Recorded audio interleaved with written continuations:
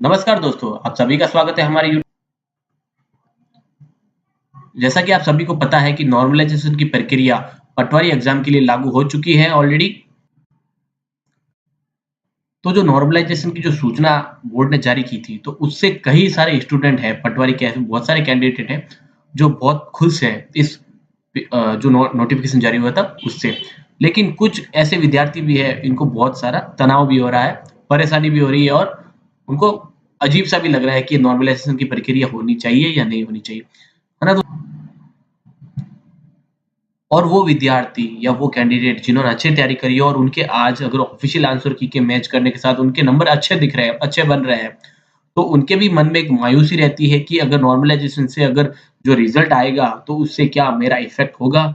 अगर होगा तो कितना होगा? या मेरा जो नंबर बने हैं वो उस स्कोर से नीचे चले जाएँगे या नीचे जो स्कोर वाले विद्यार्थी हैं, जो कम रेंज वाले हैं, कम अच्छी तैयारी करके आए थे, वो स्टूडेंट जो क्या पता हमारे इक्वल में आके खड़े हो जाएँ, तो ऐसा हो सकता है नॉर्मलाइजेशन से, तो उनको इस तरह के भी दिमाग में ख़्याल आते रहते हैं। और अभी हम अगर किससे भी पूछते हैं पटवारी कैंडिडेट से, तो वो यही कहेंगे कि मेरी शिफ्ट है जो हार्ड है। तो अब ये डिसाइड करना थोड़ा मुश्किल हो रहा है, कठिन हो रहा है कि किस कौन-सी टाइम की शिफ्ट है जो हार्ड गई थी और कौन-सी टाइम की ईज़ी गई थी। तो मैं इस वीडियो के थ्रू आज आपको दिखाऊँगा कि कौन-सी हार्ड है और कौन-सी ईज़ी है और इस वीडियो के देखने के बाद आपके जो दिमाग में अगर कोई ख़्याल होंगे, अलग तरीके के या गलत, तो वो आपके दिमाग में नहीं रहेंगे। ये हम श्योर हैं। तो दोस्तों वीडियो को पूरा देखें और अच्छे से समझिए कि नॉर्मलाइजेशन के बाद की कट ऑफ क्या रह सकती है, हर कैटेगरी में कितने नंबर हो सकते हैं, कितनी कट ऑफ जा सकती है। और वीडियो को अंत तक देखिए और अगर वीडियो अच्छा लगे तो वीडियो को लाइक करना और चैनल को सब्सक्राइब करना। अब हम सबसे पहले देखते हैं 4 इंपॉर्टेंट पॉइंट्स है। पहला है कि किसने कितने नंबर बढ़ेंगे, दूसरा है कौन-सी शिफ्ट सबसे हार्ड, कौन-सी ईज़ी, तीसरा है अधिकतम कितने नंबर बढ़ेंगे या कम होंगे या घटेंगे। अब चौथा है कि सबसे इम्पोर्टेंट है, आप सभी ये चीज़ देख रहे हैं और सब जगह नोटिस भी कर रहे हैं, कैटेगरी वाइज़ कट ऑफ पर कितना प्रभाव पड़ेगा, नॉर्मलाइजेशन से कितना प्रभाव पड़ेगा कैटेगरी वाइज़। और और हम इन 3-4 पॉइंट पे हम इस वीडियो के समझाएँगे कि ये पॉइंट्स आपकी क्या-क्या इम्पोर्टेंस है और क्या-क्या आपको तो सबसे पहले हम यहाँ पर पॉइंट नंबर 1 पे बात करेंगे कि किसके कितने नंबर बढ़ेंगे या कितने घटेंगे। तो हम देखेंगे कि मुझे बहुत सारे कमेंट मिल रहे हैं आप दोस्तों के और मेरे भाई और बहनों के। तो जिन विद्यार्थियों के जो अच्छे लग रहे थे उनके एग्ज़ाम, उनके मुझे कमेंट मिले थे कि 236 से 240 की मेरे मार्क्स आ रहे हैं, क्या मेरा सिलेक्शन है? देखेंगे आप इस टाइप के मुझे कमेंट्स मिल रहे हैं। 248 मेल ओबीसी की हम बात कर रहे हैं यहाँ पर। तो देखिए यहाँ पे ओबीसी में 236 बता रहे हैं, यहाँ पर 248.32 बता रहे हैं। तो इन तरह के मुझे कमेंट्स देखने को मिल रहे हैं और ये कितने नंबर बढ़ेंगे ये इस पॉइंट नंबर 1 पे मुझे बहुत देखने को मिल रहा है। तो इन विद्यार्थियों के जो इतने अच्छे नंबर बन रहे हैं, तो इन विद्यार्थियों के मन में एक भ्रम पैदा हो रहा है कि क्या मेरे किसके कितने नंबर बढ़ेंगे? क्या मेरे बढ़ेंगे या घटेंगे? कितना प्रभाव पड़ेगा नॉर्मलाइजेशन से? तो ये एक भ्रम पैदा कर रहा है अभी आप सभी को और ये मेरे हिसाब से सभी स्टूडेंट होंगे, जिन्होंने अच्छी तैयारी करी हो और अच्छे मार्क्स वाले होंगे, उनके सबके दिमाग में ये पॉइंट नंबर 1 आ रहा होगा। और जिन विद्यार्थियों के 200 अगर 10 मान के चले या 215 मान के चलते हैं, तो वो तो उनका ख़्याल यही है कि नॉर्मलाइज़ेशन हो और मेरे नंबर है, जो मार्क्स है वो प्लस में चले जाएँ। तो हम एक जो टॉपर की जो एक एवरेज मान के चलते हैं, अगर 225 तक मान के चलते हैं, तो 225 है, यहाँ पे नीचे 210 है। तो 210 वाले नॉर्मलाइज़ेशन हो गए, इस लेवल के आपके पास में आ जाएँगे। तो 225 के लेवल तक आ जाएँगे, तो यहाँ पे उनको देखने को मिल रहा है कि फ़ायदा होगा। लेकिन उनका एक दिमाग में ये है कि अगर कितने नंबर बढ़ेंगे, ये अगर नॉर्मलाइज़ेशन होता है तो। तो 210 नंबर वाले जो भी विद्यार्थी है, इससे आस-पास के रेंज वाले, तो उनके लिए तो यहाँ पे देखना है कि उनको तो एक खुशी है कि नॉर्मलाइज़ेशन हो। लेकिन जिनके मार्क्स 225 मान के चलते हैं या 226 या 230 तक मान के चलते हैं, तो उनके लिए तो दिमाग में और दिल में एक भ्रम पैदा कर रहा है, डर पैदा कर रहा है कि क्या काश नॉर्मलाइज़ेशन से हमारे जो मार्क्स है, इस मार्क्स के रेंज में कोई दूसरा आके ना बैठ जाए, ताकि हमारा सिलेक्शन यहाँ पे क्या पता ब्रेक लग जाए। तो 210 वाले जो विद्यार्थी हैं, उनका एक मन में एक बहुत अच्छा अभी लग रहा है कि काश हमारे मार्क्स बढ़ जाए और हम उस सूची में आ जाए जहाँ पे हमारा डॉक्यूमेंट वेरिफिकेशन के लिए हम आ जाएँ। तो यहाँ पे उन लोगों को ये एक फ़ील हो रहा है कि ये इतना हो जाए हमारे लिए। और इसके साथ-साथ हम कैटेगरी वाइज़ कट ऑफ की भी बात करेंगे कि किसके कितने बढ़ेंगे, किसके कितने होंगे और कितने बढ़ेंगे, कितने घटेंगे, उनका हम सब कुछ देखेंगे। और मैं आपसे फिर से रिक्वेस्ट करता हूँ, अगर आपको ये वीडियो अच्छा लगा हो अभी तक, तो प्लीज़ लाइक करें और आप भी सब्सक्राइब कीजिए हमारे चैनल को। तो हम सबसे पहले आप पॉइंट को सेक्शन 1 पे अब इसको डिस्क्रिप्ट करेंगे। तो पहला है कि हमारा कि किसके कितने नंबर बढ़ेंगे। तो मैंने आपको पहले ही बता दिया था कि आपको एक एक फ़ॉर्मूला दिया था कि आप 230 मान के चलते हैं, तो आपके पास में 210 वाले अगर अगर मान के चलते हैं, तो 210 वाले अगर मोनोडोलेशन होता है, तो वो यहाँ के एक एरिया तक आके बैठ सकते हैं। तो ये हमारे एक्सपेक्टेड है, लेकिन हम देखते हैं कि किसमें टोटल क्या रहेगा। तो सब तो सबसे ज़्यादा हमें ये देखने को मिल रहा है कि 23 तारीख को जो एग्ज़ाम हुआ था, 23 अक्टूबर को 23 अक्टूबर को जो एग्ज़ाम हुआ था, उन दोस्तों को लग रहा है कि वो बहुत हार्ड थी। मतलब वो कई मेरे को ऐसे कमेंट मिल रहा है कि हार्ड थी, कोई बोल रहा है बहुत हार्ड थी। मतलब अलग-अलग कमेंट मिल रहा है, लेकिन उनका कहने का मतलब एक ही है कि 23 में जो फर्स्ट शिफ्ट थी, उनका वही कहने का मतलब कि फर्स्ट शिफ्ट ही हार्ड थी। बाकी जो शिफ्ट थी, वो सब ईज़ी थी, लेकिन सिर्फ़ एक फर्स्ट शिफ्ट ही थी जो वो हार्ड थी। ये उन सबका कहना है कि फर्स्ट शिफ्ट ओनली हार्ड। और बोर्ड द्वारा नॉर्मलाइज़ेशन जो होगा, उसमें किसी भी प्रकार का कोई फीलिंग या इमोशनल नहीं होगा दोस्तों। आप इस चीज़ का ज़रूर ध्यान रखें, किसी भी प्रकार का इमोशनल नहीं होगा, इमोशंस नहीं होंगे और ना ही किसी प्रकार की फीलिंग होगी। तो उसके बेस पे ही आपका ये पटवारी का जो है वो रिज़ल्ट जारी होगा। क्योंकि यहाँ पर उनको इमोशनल और आपके फीलिंग से नहीं, उनको स्टूडेंट की मेहनत पे ध्यान देना है, ना कि फीलिंग और आपके इमोशनल से। और मैक्सिमम जो 23rd को जो एग्ज़ाम हुआ था, 23rd अक्टूबर को जो एग्ज़ाम हुआ था, उसमें हमें देखने को मिला था कि ओवरऑल जो एग्ज़ाम में थे, कैंडिडेट थे, वो ओवरऑल लेडीज़ ही थी। तो यहाँ पे ओवरऑल लेडीज़ का ही कैंडिडेट था, तो यहाँ पे ऑलरेडी जो मार्क्स थे कैंडिडेट के वो भी कम है, ठीक है? तो यहाँ पे नॉर्मलाइज़ेशन होगा, वो किस बेसिस पे होगा, ये अभी हम ना तो हम बता सकते हैं, ना आप बता सकते हैं, ना कोई और बता सकता है। ये सिर्फ़ बोर्ड ही बता पाएगा और बोर्ड ही डिसाइड करेगा कि किस बेसिस पे क्या मतलब फ़ॉर्मूला यूज़ करेंगे और कितने नंबर बढ़ेंगे या घटेंगे। ये सिर्फ़ बोर्ड के हाथ में ही है। बाकी अगर कोई एक्सपेक्ट करता है, तो वो एक हम एक अनुमान लगा सकते हैं, लेकिन एक्चुअल जो होगा वो सिर्फ़ बोर्ड ही डिसाइड करेगा दोस्तों। और जो 23rd को जो लेडीज़ का जो एग्ज़ाम था, उसमें मार्क्स वैसे भी उनको कम लाने और दूसरी चीज़ है कि अगर मार्क्स कम लाने हैं, लेकिन जो लेडीज़ हैं, वो यहाँ पे मान के चलते हैं 200 प्लस तक नंबर लेके आ रहे हैं। तो हम यहाँ पर अगर मार्क्स कम हैं, तो हम उसको रेशियो नहीं मान सकते यहाँ पर। अगर अगर पटवारी में नॉर्मलाइज़ेशन होता है और मार्क्स यहाँ पे लेडीज़ को कम है, लेकिन लेडीज़ लेके आ रही है 200 से भी प्लस में, तो यहाँ पे भी हमें देखने को मिल रहा है कि 200 प्लस अगर उससे भी ज़्यादा है, तो यहाँ पे कितना प्रभाव पड़ेगा कट ऑफ पर। और जो 24th को जो एग्ज़ाम हुआ था, उसमें हम मान के चलो ओवरऑल बॉयज़ ही थे, सिर्फ़ जेंट्स ही थे। तो उसमें यहाँ पे स्कोर जो है वो थोड़ा हाई देखने को मिलेगा और उनका मानना भी है कि जो 23rd में जो एग्ज़ाम हुआ था, 23rd को वो थोड़ा यहाँ पे हार्ड था। तो यहाँ पे हमें देखने को मिल सकता है कि नॉर्मलाइज़ेशन की प्रक्रिया इस 23rd को फर्स्ट शिफ्ट में लग सकती है। अब चलते हैं नेक्स्ट पॉइंट पे। ये है हमारा कि कौन-सी शिफ्ट सबसे हार्ड थी और कौन-सी ईज़ी।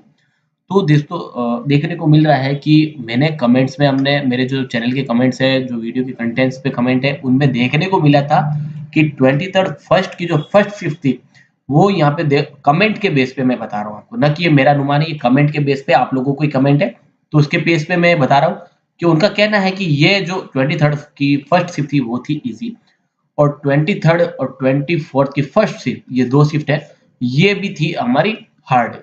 मतलब कहने का मतलब है कि ये 21st की सेकंड जो शिफ्ट थी वो भी थी ईज़ी। तो हम मान के चलते हैं कि अगर ये ये होती है 23rd की फर्स्ट सेकंड शिफ्ट हार्ड, तो ये किस बेस पे होती है? बोर्ड किसको मान के चलता है कि कौन-सी शिफ्ट हार्ड है? ये फ़ॉर्मूला सिर्फ़ बोर्ड को पता है। और दूसरी बात है कि अगर दोस्तों मैं अगर आपसे पूछता हूँ किसी भी वे में, अगर आप कोई भी शिफ्ट से बिलॉन्ग करते हो, फर्स्ट, सेकंड या 24th को फर्स्ट, सेकंड और मैं आपसे पूछता हूँ कि आपकी शिफ्ट हार्ड गई थी या ईज़ी? तो डेफिनिटली आपका क्वेश्चन रहेगा कि मेरी शिफ्ट हार्ड गई थी और नॉर्मलाइज़ेशन की प्रक्रिया जो होगा लागू वो मेरी शिफ्ट पे ही होगा। आप डेफिनिटली आप अगर आस-पास भी कोई कैंडिडेट है पटवारी का तो डेफिनिटली उनसे पूछ लीजिए, आपको यही जवाब मिलेगा कि मेरी शिफ्ट हार्ड थी। और कुछ ऐसे विद्यार्थी भी होंगे इन शिफ्ट में 23rd फर्स्ट, 23 सेकंड और 24th फर्स्ट में, जो कुछ सिली मिस्टेक या कुछ गलतियाँ करके आए, उसकी वजह से यहाँ पे उनके मैक्सिमम मार्क जो है वो नेगेटिव में चले गए। तो उनके दिमाग में क्या रहेगा कि जो मेरी शिफ्ट है वो है डेफिनिटली हार्ड थी और मेरे नेगेटिव, उनको ये नहीं दिमाग कि मेरे नेगेटिव हुए मार्क्स, बस मेरे हार्ड थी उसकी वजह से मेरे नेगेटिव चले गए। मैंने तो सही करके आया था लेकिन मेरे मार्क्स लेस हो गए। मेरे यहाँ पर जो नॉर्मलाइजेशन था उसका मेरे पे कोई प्रभाव नहीं पड़ा, बल्कि उसका उल्टा प्रभाव पड़ा है। मतलब उनके दिमाग में ऐसा ख्याल भी आया।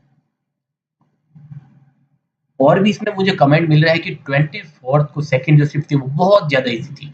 दोस्तों ईज़ी नहीं थी, एवरेज रहता है। बोर्ड ने पहले ही बोल दिया था कि हम जो चारों शिफ्ट में एग्ज़ाम करेंगे, वो समान रहेंगे, इक्वल रहेंगे, किसी भी प्रकार का डिफरेंस नहीं रहेगा।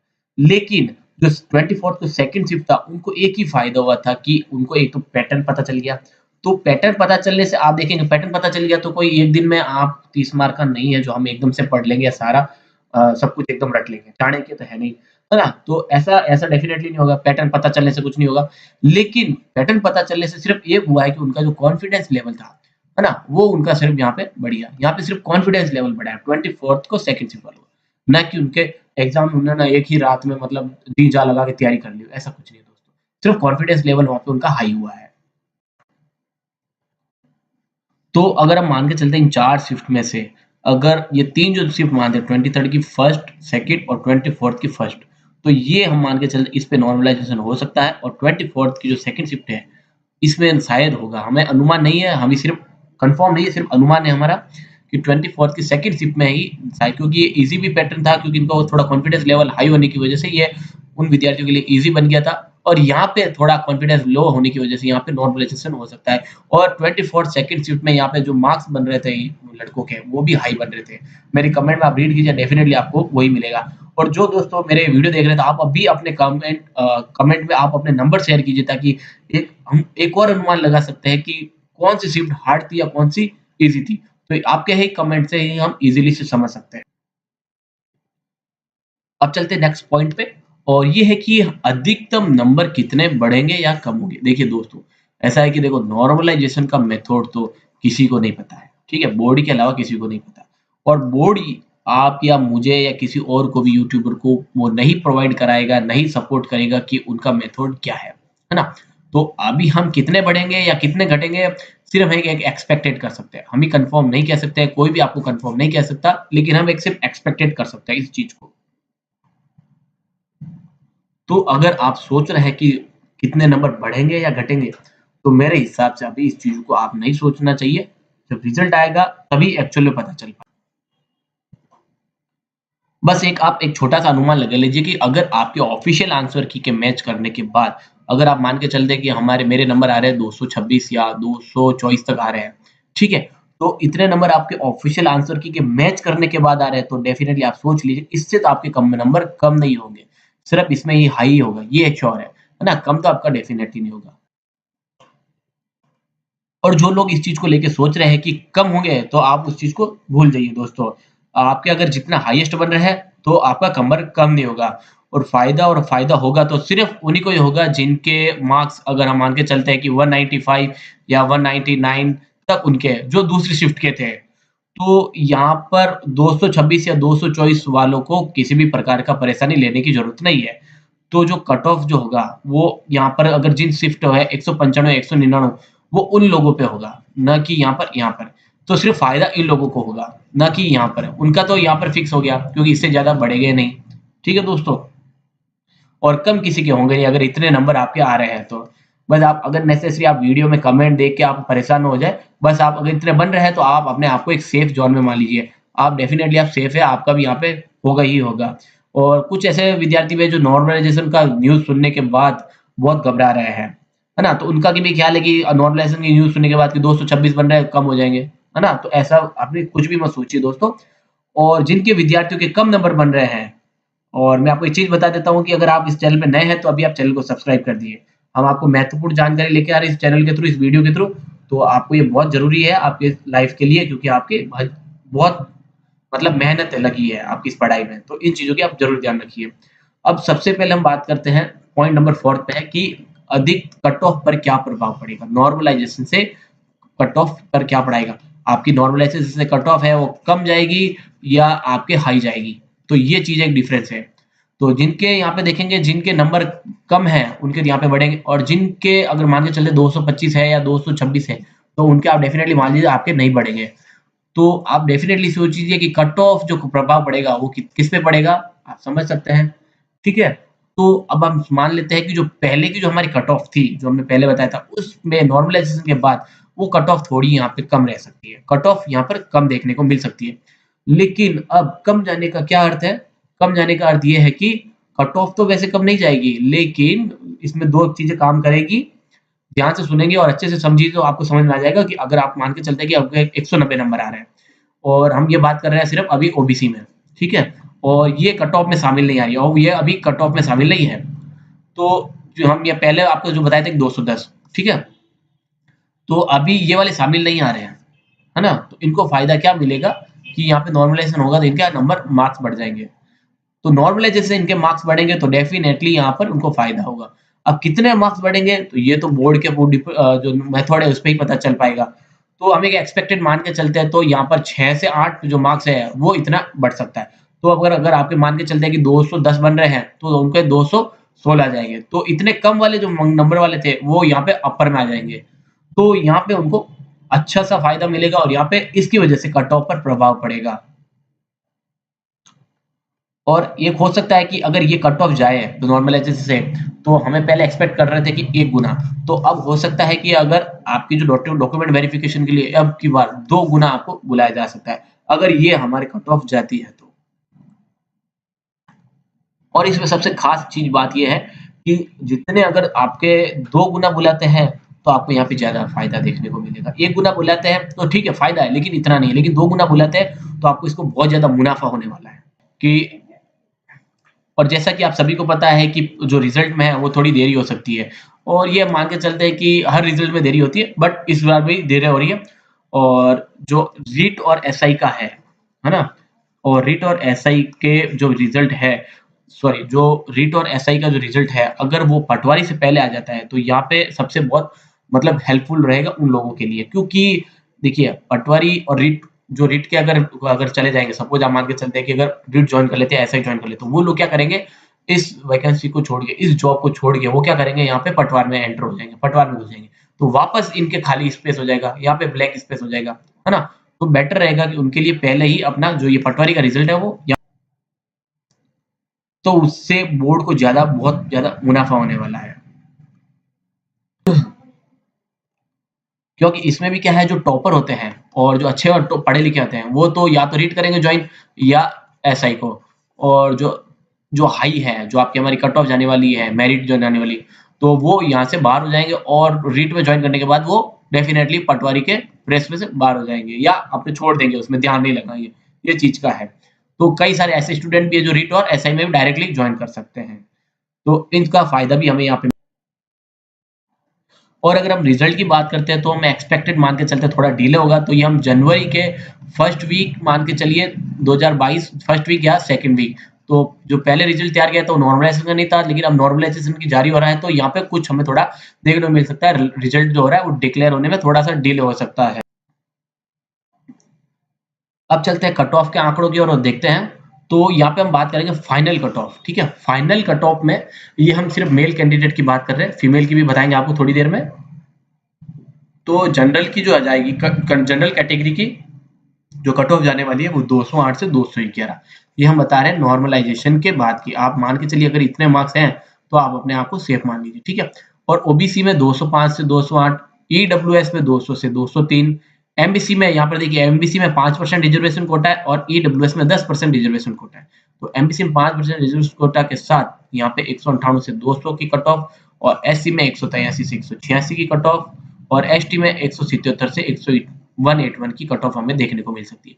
अगर देखिए अगर आपके इतने मार्क्स बन रहे हैं, ये जो लोअर वैल्यू है, अगर इतने मार्क्स आपके हर कैटेगरी में बन रहे हैं तो आप अपने आप को सेफ मान लीजिए, ठीक है। और अगर इतने अगर मार्क्स जो अपर वैल्यू है, अगर इसमें भी आपके +1 या +2 बन रहे हैं तो आप अपने आप को 100% श्योर मान लीजिए कि आपका यहाँ पे डेफिनेटली सिलेक्शन होगा, है ना। ये हम देखिए आपको फिर से बता रहे हैं, जो कट ऑफ है वो एक्सपेक्टेड कट ऑफ है, जो फाइनल होगा वो बोर्ड डिसाइड करेगा, ठीक है। हम एक सिर्फ अनुमान लगा सकते हैं, ठीक है दोस्तों। अब चलते हैं हम एक फीमेल कैटेगरी फीमेल कैंडिडेट्स की क्या जाती है कट ऑफ, उसकी बात कर लेते हैं। ये देखिए फाइनल कट ऑफ फीमेल के लिए जनरल में 185 से 188 की भी जा रही है, ओबीसी में 183 से 185 की जा सकती है, ईडब्ल्यूएस में यहाँ पे 10% रिजर्वेशन कोटा है, तो यहाँ पे 178 से 182, एससी में 155 से 158 और एसटी में 152 से 155 की कट ऑफ हमें देखने को मिल सकती है दोस्तों।